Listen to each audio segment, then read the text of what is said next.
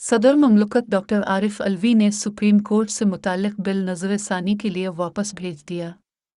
सदन पाकिस्तान ने अदालती इस्लाहात बिल 2023 आइन के आर्टिकल 75 के तहत नज़र-ए-सानी के लिए पार्लियामेंट को वापस भिजवाया है। सदर ममलकत ने कहा कि बादी अल-नज़र में ये बिल पार्लियामेंट के इख्तियार से बाहर है। बिल कानूनी तौर पर मसनूई और नाकाफ़ी होने पर अदालत में चैलेंज किया जा सकता है। मेरे ख्याल में इस बिल की दुरुस्तगी के बारे में जांच पड़ताल पूरी करने और दोबारा गौर करने के लिए वापस करना मुनासिब है। डॉक्टर आरिफ अलवी का कहना था कि आइन सुप्रीम कोर्ट को अपील, एडवाइजरी, रिव्यू और इब्तदाई इख्तियार समात से नवाजता है। मुजव्वज़ा बिल आर्टिकल 184(3) अदालत के इब्तदाई इख्तियार समात से मुताल्लिक है। मुजव्वज़ा बिल का मकसद इब्तदाई इख्तियार समात इस्तेमाल करने और अपील करने का तरीका फराहम करना है।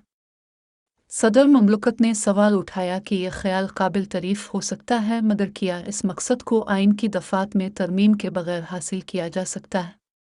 उनका कहना था कि तस्लीम शुदा कानून तो यह है कि आइनी दफ़ात में आम कानून साजी के ज़रिए तरमीम नहीं की जा सकती। आइन एक आला कानून है और कवानीन का बाप है।